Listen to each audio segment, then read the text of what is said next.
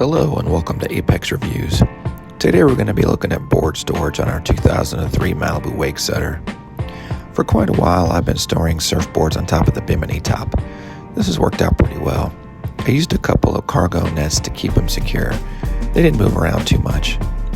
As you can see, I used some of these bimini top clips to keep the net from moving around on the front end.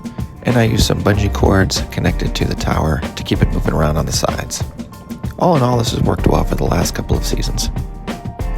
One problem I've run into, though, is that these boards are putting too much weight on these nylon fittings, and they're starting to break down. You can see this one's cracked pretty good. I'm going to end up having to replace that. In order to create more storage on the boat, I visited my local fabrication shop. I told them I wanted a safari rack that was removable and mounted to the tower.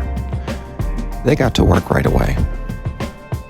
They started assembling this.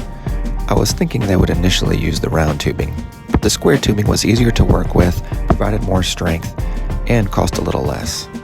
I had it powder-coated black so it would match the boat. You hardly know it's there. I had it mounted just above the bimini so that they would not touch. Here you can see where the old board socks and nets were and where the new cargo rack is. It's also removable. That was important so that I could put the bimini top up if I wanted. You can't retract the bimini with the cargo rack in place.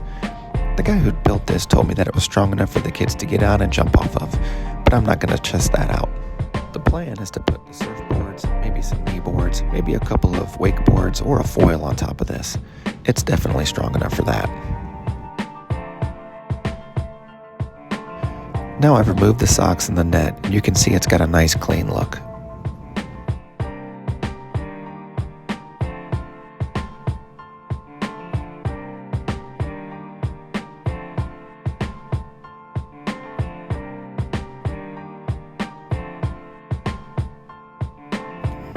Here's what I'm planning on doing. I'm going to keep the boards in their socks for sure, but next I need to find a cargo net to go over the top.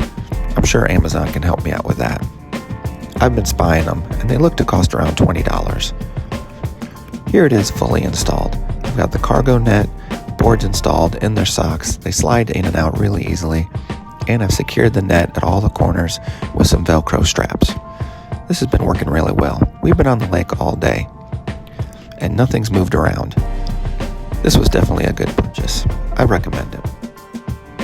All in all, it's about $1,500. Thanks for watching.